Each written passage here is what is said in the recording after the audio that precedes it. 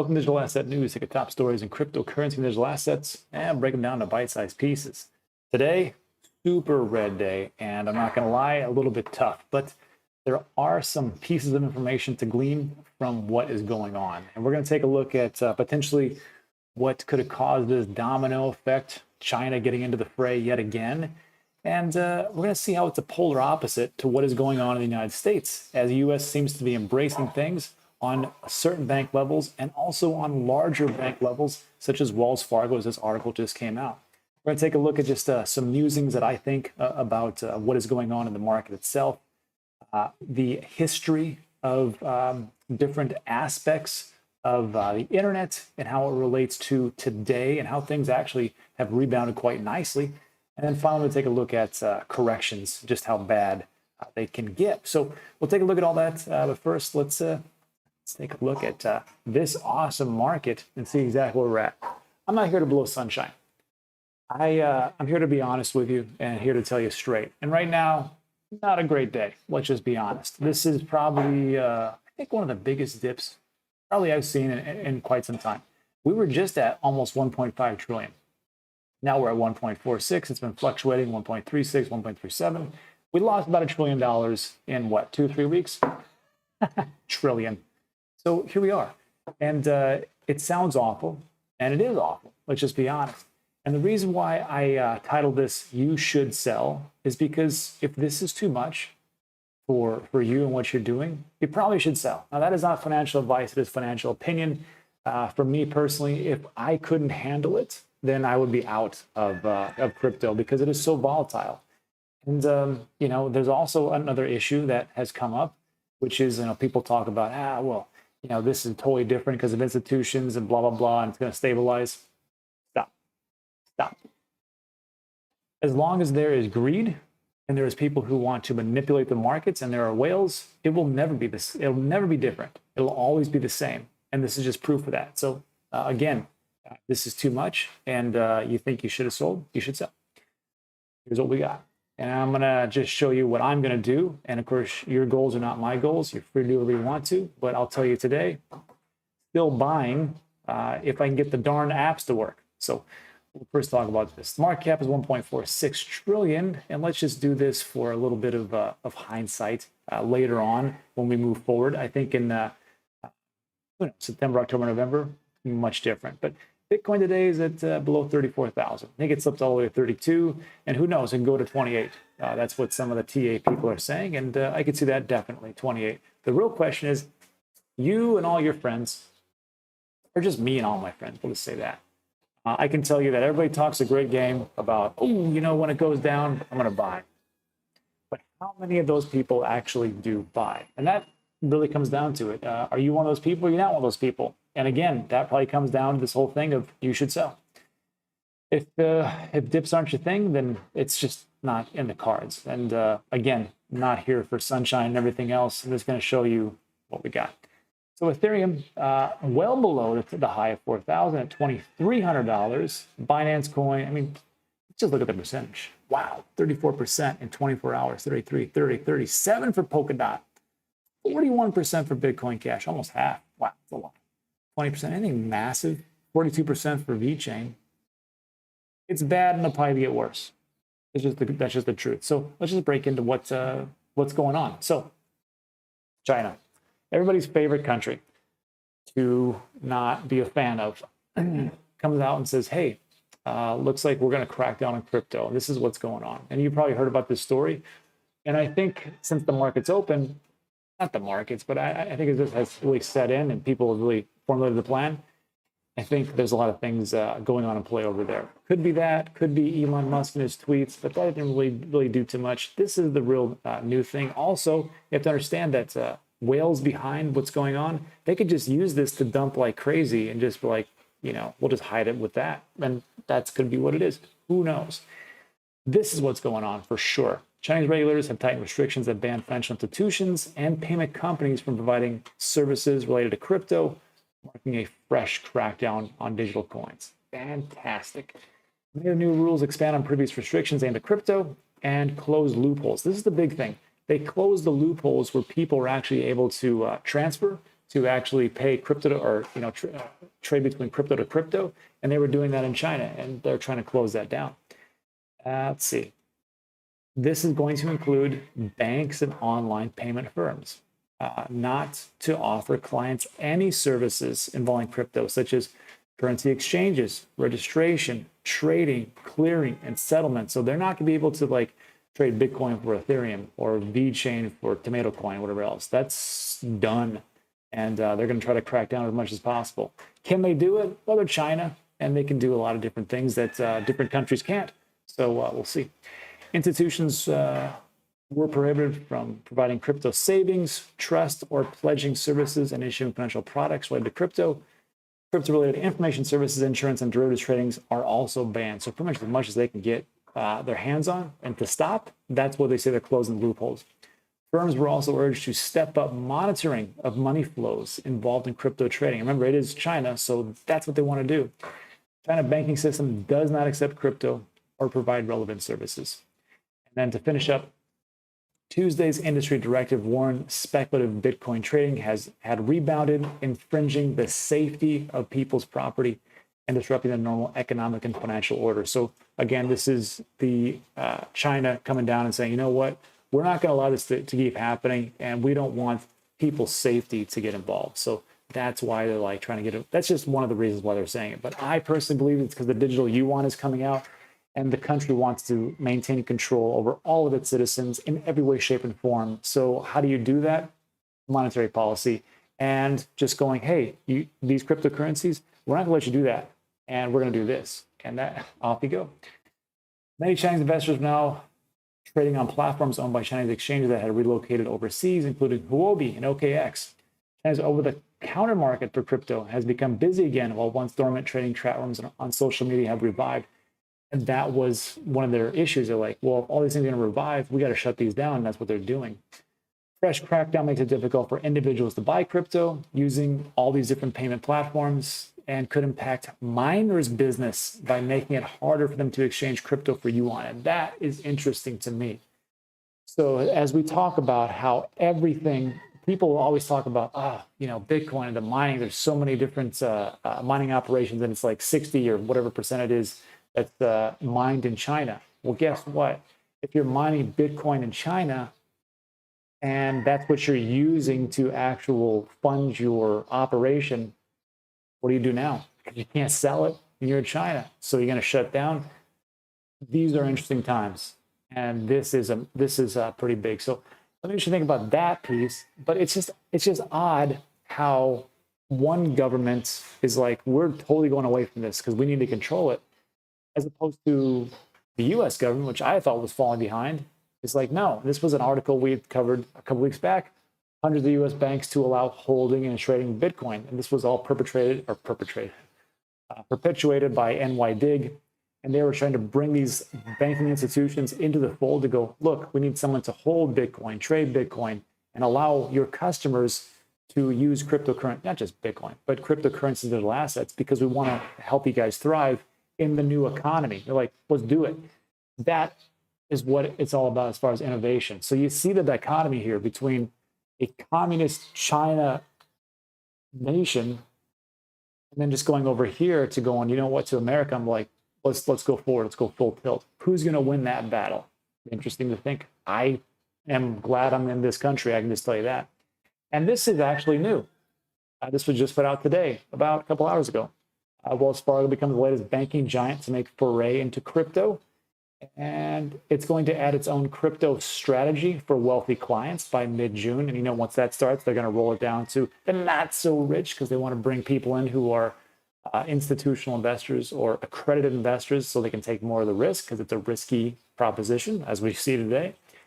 Darrell Crunk, the president of Wells Fargo Investment Institute, claims that the bank now views crypto as a viable investment asset. We think crypto space is just kind of hidden evolution and maturation of its development that allows it now to be a viable investment asset. And they're in the final stages of doing due diligence. So this is going to drop in about a month and a half, about a month. Yeah, a month and a half, because today's May 19th, and June's just around the corner. So, hey, before I get into this next piece, as the market starts to crash, people say it's a dip and it's a retracement. No, no. That's more of a little bit of a crash. Let's just be honest. I don't care what you want to call it. It is what it is. So, I mean, when you see something, when you see $1 trillion in a couple of weeks, that's not just a slight pullback. That is big. And again, not here to sugarcoat it, but as I talk about things, I think this is where millionaires are made, quite honestly. And this is where I want to do most of my buying. I know it's a weird thing to switch your brain, but I think that's how it is. And I wrote this on Twitter. I said, hey, you're not a victim of circumstance. If today's dip makes you uncomfortable, you got to think for yourself, how can I make this work for me? We have never, ever had a dip that did not rebound. And don't tell me that you think that Bitcoin's going to zero. It's not going to zero. Crypto isn't going to zero. It's not going to be like this huge, major crash where everything goes to like Bitcoin to $500 or something like that. It's just not going to happen. There are too many big players in the game, too many institutions getting involved for them to really rewind time. We knew China was going to do this. We knew China was going to be and go down this route. I'm just surprised it took them this long to say what it is. So I don't think that this will actually go away. I think there's, again, too many people coming in, and these are the days that make millionaires. So again, take a look at everybody involved. If you got like a Wells Fargo, if you got a Mass Mutual, if you got a Liberty Mutual insurance company, and all these different banks and big institutions coming in, do you think they're just gonna be like, we're okay? I think this is just a bump in the road, and that's really what it comes down to. And then I'll say this. When people were telling me all day long that these institutions, I said, oh, it's different, Rob. You don't understand. It's different because the institutions are going to make everything great. They're going to stabilize the price of Bitcoin and altcoins as well. And you just don't understand. Nothing changes. Nothing changes. Sorry to tell you this. And I think that's why people are selling so much right now, because they were disillusioned by the fact that all these institutions would save them and it would be just not a big deal. But it is a big deal. And at some point, they are going to actually sell a little bit. I still think Tesla sold. I know they said that they didn't, but we'll see in the next earnings call. And that's just what it is. So this is really where the rubber meets the road. Maybe you should sell if you think that this is going to zero and it makes you uncomfortable. I'd like to say it's not financial advice, but for me, I mean, it is what it is. That's all I'll tell you. For me, I'm not selling. I'm actually buying. As soon as the apps come up, I just tried Coinbase, totally down. I just tried Gemini, down. I just tried Voyager, down. Everything's down today, and that's really what it comes down to. Down to. So let me blow this up so you can see it. Oh, other one. So here's just a prime example of what I'm talking about. This was a newspaper article from quite a long time ago. These things called newspapers. And it talks about internet may be just a passing fad as millions give up on it. What I really like about this is it kind of shows you that the internet back in the day, if you're old enough to remember when it actually came about, was really just that, just a bunch of nerds sitting around and going, this is the future, this is the future. And I was like, okay, sure. And people just missed the boat on it. Then all that .com, the companies came in, and then there was a big crash as everything kind of got filtered out. And then there was a big resurgence, and here we are. So if you take a look at what's going on back then to what is going now, it's the same thing. History just continues to repeat itself. And it's the people that I can tell you right now, a lot of people would wish they could go back and invest into Google and hold it. Wish they could go back and invest in Amazon, wish they could hold it. Wish that they could go back and invest in Facebook or PayPal, and they could just hold it because they would be so much better off. So again, like when people are talking about, you should sell and everything, like I just say, like, you should sell. For me personally, I think it'd be the dumbest thing I could possibly do right now is to sell with what's going on. I'm not in the business of losing money. And I just think that it would be a travesty when I look at something like this, or when I look at something like this. Let me blow this up as well so you can see it. This was a nice little article which talks about Jeff Bezos when he gave a presentation at Harvard Business School. And they just said, hey, you seem like a really nice guy, so don't take it wrong, but you really need to sell the Barnes & Noble and get out now because it's a worthless business. And Jeff Bezos was like, okay, kid, well, I'm just going to keep doing what I do because I think Amazon's going to be huge because I have a vision for it. And then, of course, what happened to that vision? Well, Amazon lost more than 90% of its price and it went down to almost nothing. And you were stupid for holding Amazon at that time. But guess what happens? It rebounds and it's in the top. It's like one of the 5 companies that makes up the top 20% or the top 20%, yeah, of the S&P 500. Microsoft, Apple, Google, Facebook, and whatever, Apple. So, I mean, right now, if you take a look at that, well, seems like kind of legit, but as time goes on, again, I'm not selling. I don't see the point. And actually, I wish I could have gone back in time and bought Amazon when it was 90% off as far as a discount. And finally, well, 2 things finally. First of all, no one ever goes broke taking profits. And I remember when I sold a little bit of my Ethereum, because I said that was my plan. My plan all along was to hit these price points, dollar cost average in, wait till it goes up, dollar cost average out. And people are like, you're an idiot. Why would you sell anything because the price is going to go so much? Because of days like this. Because we never know what's going to happen. So you should have a plan in place. But I'm never going to sell all of it. And I didn't even sell that much to begin with. But in all honesty, I mean, the majority, I'm still holding on to the majority of it. And because it's things like this where I see as a refresher in my mind as far as history about what went on. Let me blow this up as well. And this, make it even better. So when you take a look at this, the dips, the resets, all those things, you're looking at an average of 30 to 40%. This was in 2017 when things really were taking off. And you can see like right here, when is this? Right before April, you saw a big dip of almost 30%. And then look at this one, 40% right around the same time, from June to the middle of July. And then it went up massively. And then another big dip of another 40% that came down. Then a big up, then down to 30%, and so on and so forth. So we know that this market is extremely volatile. So why does it shock anybody when we have like this much of a pullback?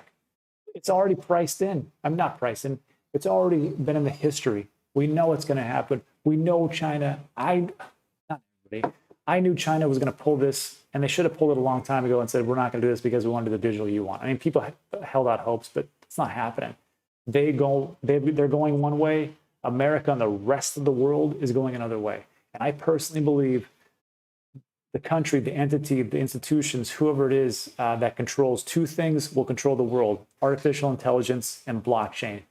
Those 2 things are the key to the next industrial revolution. And those are just my 2 cents. So again, I don't want to beat a dead horse, but if this frightens you and it shouldn't be there, then you need to take a look at it. But if you take a look at the history and you see where things were, see things how they actually came about, and the actual future that we can potentially have, there's another choice out there. I am not here to make that choice for you. It's up to you to make that choice and do your own research.